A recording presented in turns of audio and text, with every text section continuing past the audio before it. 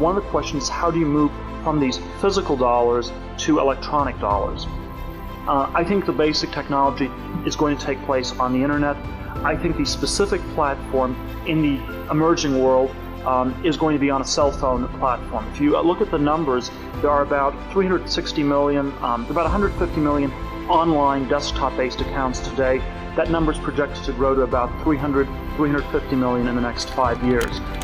And so, for example, the FANG stocks were an instance of a stupid asset. It was the really big tech stocks. It was just Jim Cramer came up with the FANG acronym on Mad Money in 2014. If you just followed his advice, you would have made 8 times your money in the last 6 years. We've done better than any venture capitalist. It was too stupid in a way.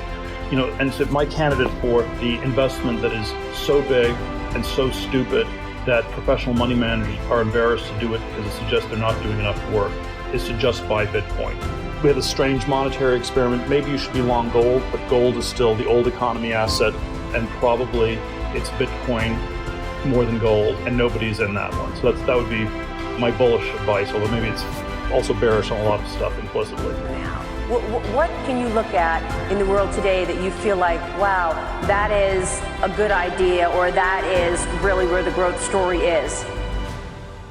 I'm always nervous about being excited about things, because that always feels too irrationally exuberant and too emotional. And like 1999. Yeah, so I went through 99, so a lot of people were very excited, and that was dangerous. But if you ask, what are the things where there's, what's very charismatic and that people are not paying enough attention to?